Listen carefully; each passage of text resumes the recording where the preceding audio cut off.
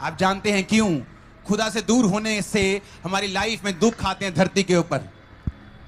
आपको पता है क्यों ऐसा होता है? क्योंकि परमेश्वर आपसे प्यार करता है। अगर वो आपको ऐसा ना करे, अगर प्रभु से दूर जाने पर आप दोस्तों दुख हमारी लाइफ में क्यों आते हैं? आज का वचन बहुत ही गहरा है दोस्तों। आज के वचन को ध्यान से सुनना। मेरा विश्वास है जब आप आज के वचन को सुनेंगे आप सही नहीं रहोगे, परमेश्वर आपके हालातों को जरूर बदलेगा। तो आइए दोस्तों हम पहले आज के वचन को सुनते हैं जो हमें परमेश्वर के दास बताना चाहते हैं। आप जानते हैं क्यों खुदा से दूर होने से हमारी लाइफ में दुख आते हैं धरती के ऊपर? आपको पता है क्यों ऐसा होता है? क्योंकि परमेश्वर आपसे प्यार करता है।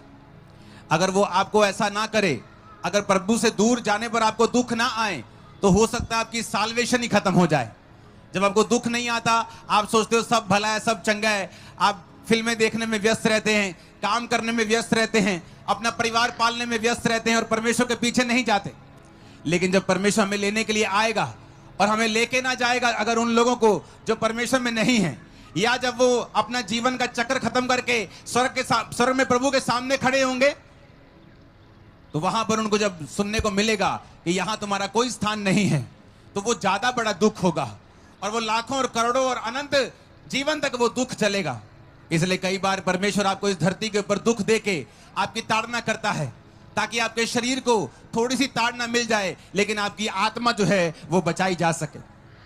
अपने हाथों को उठाओ। मैं फिर से एक आखिरी बार आपको बोलूंगा, सब लोग बैठ जाओ।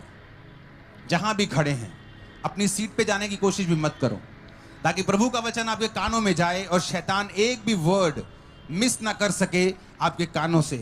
क्योंकि बिना वचन के कोई भी मीटिंग वैसी ही है जैसे बिना जीसस के चर्च। अगर आपको वचन नहीं मिला तो आपको मीटिंग में आने का कोई फायदा नहीं। ऊंची आवाज में हालेलुया बोलो। ऊंची आवाज में फिर से हालेलुया बोलो।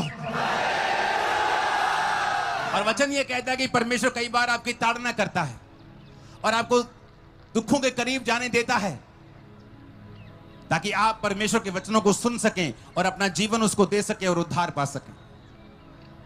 क्या मेरी राइट हैंड साइड लोगों को सुनाई दे रहा है वचन? अगर दे रहा है तो वो वॉलंटियर उनको बैठाते क्यों नहीं? अगर तुम खुद वॉलंटियर हो तो वही बैठ जाओ, आगे आने की कोशिश मत करो। ए लेडीज प्लीज प्लीज, जहां हो वहीं बैठ जाओ। ये बंद कर दो ड्रोन। ऊंची आवाज में हालेलुया बोलो। तो ये बात हमें समझने की जरूरत है। आप लिखा बुरे होकर भी, मैं, हम, आप अपने बच्चों को रोटी मांगने पर सांप नहीं देते, अंडा मांगने पर बिच्छू नहीं देते। तो लिखा स्वर्ग के पिता अपने मांगने वालों को अच्छी वस्तुएं क्यों नहीं देगा? क्यों नहीं देगा? आप में से एक भी जन ऐसा नहीं है जो कहे आओ भाग्यवान हम 2-3 बच्चे पैदा करें, ताकि वो बहुत सा संघर्ष करें, बहुत सी बीमारियों को झेलें, बहुत हॉस्पिटल घूमें, गरीबी में रहें, पसीने माथे की पसीने की रोटी खाएं, सदा दुखी रहें, रोते रहें, कठिन कठिन काम करते रहें। एक भी कपल ऐसा नहीं होगा। गरीब से गरीब भी यही बोलेगा कि मैं अपने बच्चों को अच्छी शिक्षा दे सकूं, हे परमात्मा मुझे इतना देना, मैं अपने बच्चों को अच्छा खिला सकूं, इनको इनकी रक्षा कर सकूं, इनको पिला सकूं। तो क्यों परमेश्वर फिर आपको दुख देगा जिसने आपको जन्मा है? आपकी कैपेसिटी है, आप 3 बच्चों को पाल सकते हैं। उसकी कैपेसिटी है कि वो 800 करोड़ को पाल सकता है। ये तो कैपेसिटी की बात है। आप 2 बच्चों को अच्छी शिक्षा दे सकते हैं, लेकिन उसके पास इतना है कि वो करोड़ों को दे सकता है।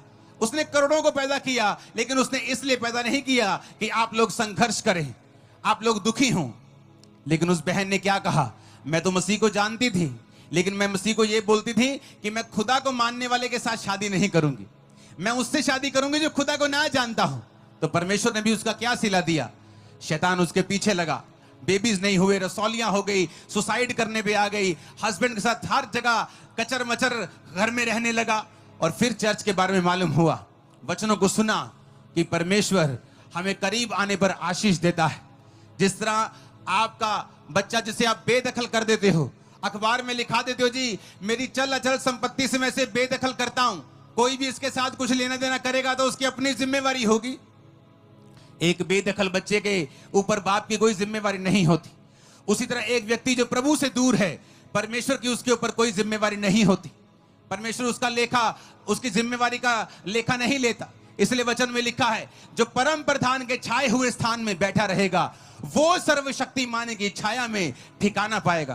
कंडीशन है कि जो हर रोज हर बंदा नहीं, हर क्रिश्चियन नहीं, जो सर्वशक्तिमान के परम प्रधान के छाए हुए स्थान में, छाया हुआ स्थान यानी कि जहां उसकी हजूरी है, वो स्थान जो आपको प्रभु ने दिया है, एक विश्वासी होने की कुर्सी आपको दी है। प्रभु ने कहा अगर तू उस कुर्सी पे बैठा रहेगा तो सर्वशक्तिमान की छाया में, उसके डिफेंस में, उसकी सुरक्षा में तू ठिकाना पाएगा।